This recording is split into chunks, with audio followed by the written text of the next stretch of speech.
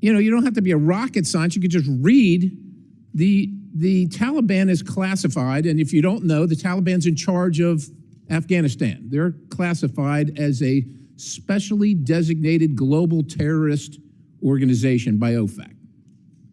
So post-2021, so this is last year, 2024, we spent $697 million of the taxpayers' dollars in Afghanistan, including $534,719,000 in change from USAID in Afghanistan. Afghanistan is ruled by folks named Sarajuddin Haqqani. The Haqqani network mean anything to anybody in the room? How about Abdullah bin Laden? Who gets some of that money? Does that name ring a bell to anybody in the room? Your money, $697 million annually, plus the shipments of cash funds madrasas, ISIS, Al-Qaeda, Boko Haram, ISIS Khorasan, terrorist training camps. That's what it's funding.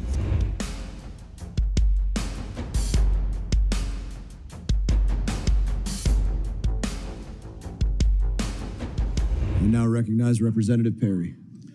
Thank you, Mr. Chairman. USAID was created through executive order in 1961 by President Kennedy, long having lost and strayed from its mission, lost its direction. Even the Clinton administration tried unsuccessfully to reform it.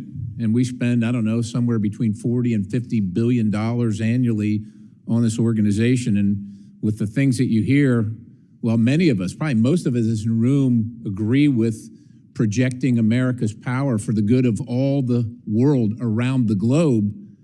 Quite honestly, if our enemies were asked to design a foreign aid program that would actively undermine the United States of America at maximum cost to the taxpayer, they would be hard-pressed to create a scheme more effective than USAID. That's shocking to say, but I just, it's, look, let's just go to a couple things here. We left Afghanistan, and I'll characterize it as left in August of 2021. August of 2021. So the Taliban's in charge. Taliban threatens the lives of the NGO personnel distributing USAID. They claim credit for USAID distribution. They interfere with the distribution of USAID aid. They tax the beneficiary of the aid. They tax the delivery service. They steal the food commodities. They divert the funds. They extort citizens for protection for USAID aid. They create sham procurement schemes, and they threaten the lives of those who oppose those schemes. Now, that all occurred before August of 2021, when we were there. Now, you don't have to be a rocket scientist. You could just read the Taliban is classified, and if you don't know, the Taliban's in charge of Afghanistan. They're classified as a specially designated global terrorist organization by OFAC. So post-2021, so this is last year, 2024, we spent $697 million of the taxpayers' dollars in Afghanistan, including $534,719,000 in change from USAID in Afghanistan. I don't know what we think we're going to change in Afghanistan. We lost 22,000, lost or wounded 22,500 Americans in Afghanistan over the course of our term there in the war, spending over $2 trillion.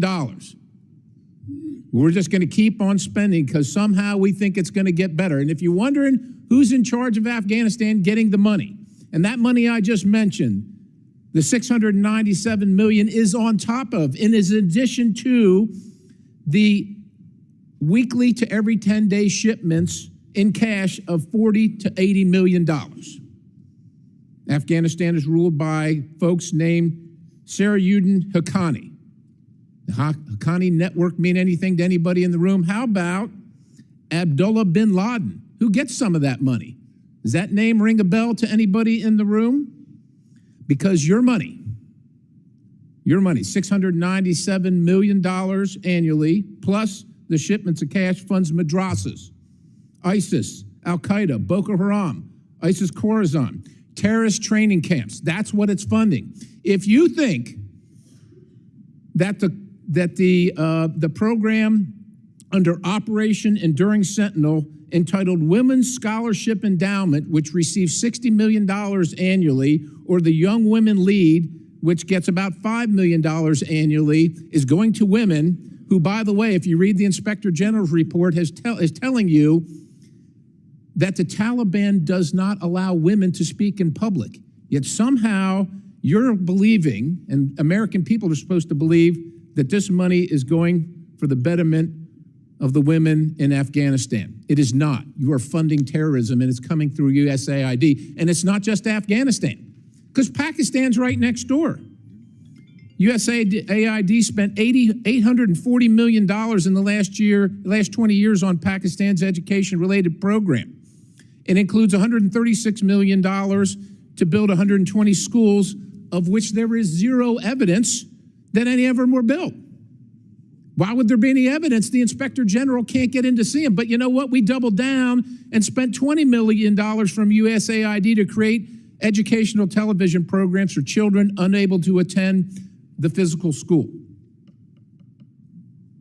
Yeah, they can't attend it because it doesn't exist. You paid for it. Somebody else got the money. You are paying for terrorism. This has got to end. I yield, Mr. Chairman. Thank you, Mr. Perry. In addition, we don't even have an embassy in Afghanistan. Chair now recognizes the representative from California, Mr. Barra. Thank you, Mr. Chairman. I want to start off by, I know a lot of USAID workers, former workers, alumni are watching this hearing. I want to thank them for their work.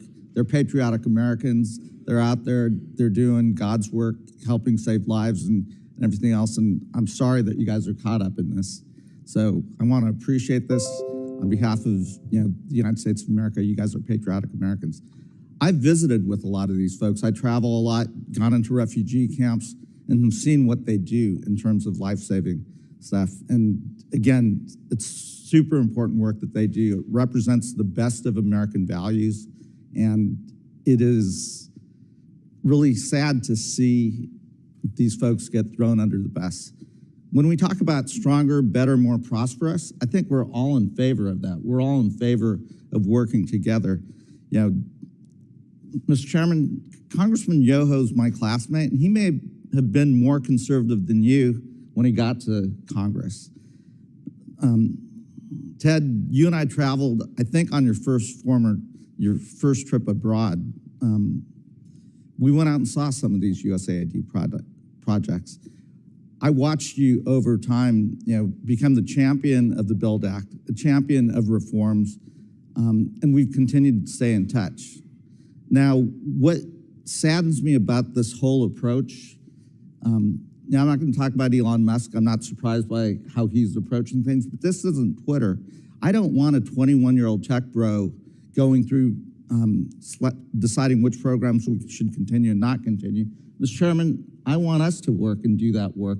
We can go line by line, or we could hire Mr. Yoho to go through line by line and say, hey, here's the programs that make sense, here's the ones that don't. But that's our job. That's what we're supposed to be doing. That's our oversight. I don't want that 21-year-old tech bro, probably has never traveled anywhere, has no passport, doing our job. Let's do this work together.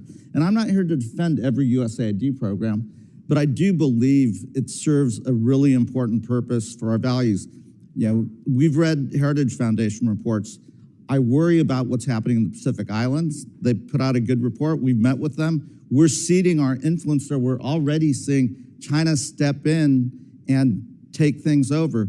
We're watching in Cambodia and Southeast Asia, programs that are good programs like demining. China has stepped in, it's front page news. Let's not shut everything down. Let's make necessary reforms. Let's, as Congressman Yo said, let's focus on humanitarian aid, let's focus on development, and let's look at the programs that do this. For the American people, the most successful development program in the history of the world was the Marshall Plan. That was us. That was the United States of America rebuilding Europe, creating stable democracies, preventing war, lifting hundreds of millions of people out of poverty. That was us. We can do this, and we can do it better and smarter and not betray our values as Americans, but we should do this. This is Congress's job. It's not someone else's job, and I'm willing to work with you to figure out what programs make sense. Let's write a foreign aid authorization bill, but let's do it in a smart way. Let's get former administrators in here. Let's us do the work, Democrats and Republicans, to rebuild a better, stronger, more prosperous USAID. Congressman, we're friends, and we've stayed in touch over the years. I appreciate the BUILD Act. That was bipartisan, and your leadership there. I am a little bit worried because I've heard President Trump talk about creating a sovereign wealth fund, perhaps making that DFC's mission. Will you actually talk about the difference between DFC and sovereign wealth fund? What I see is the DFC was designed for a specific purpose when we put it together. We wanted to move countries from aid to trade. That was our big thing. And I won't go into why I came up with that. We were on a Codell over in the DRC. And if they want to create a sovereign wealth fund, I think they should do that separately. And I think there was an executive order, in fact, to do that, which is good because if you put it in the DFC, it starts clouding the mission. Are we going to do development or are we going to do build the trust fund or the sovereign wealth fund? And you start clouding the mission and you get away from what I like to call purity of purpose. The DFC was for hardcore infrastructure projects that will bring in other investors in a region that needs those jobs and the opportunity so that we can wean them off foreign aid. Foreign aid by itself has not brought anybody into prosperity. But working together to build that infrastructure, to create that structure there, that brings in the opportunity, outside dollars, and then we create friendships and allies around the world. Great, increases thank you. trade. Mr. Chairman, I'm willing to work. Let's do the work here in Congress, in this committee, and let's build a better, stronger, more prosperous And I commend you USAID. guys for saying that. Could I just add something, if I could? Gentleman's time has expired. I do think.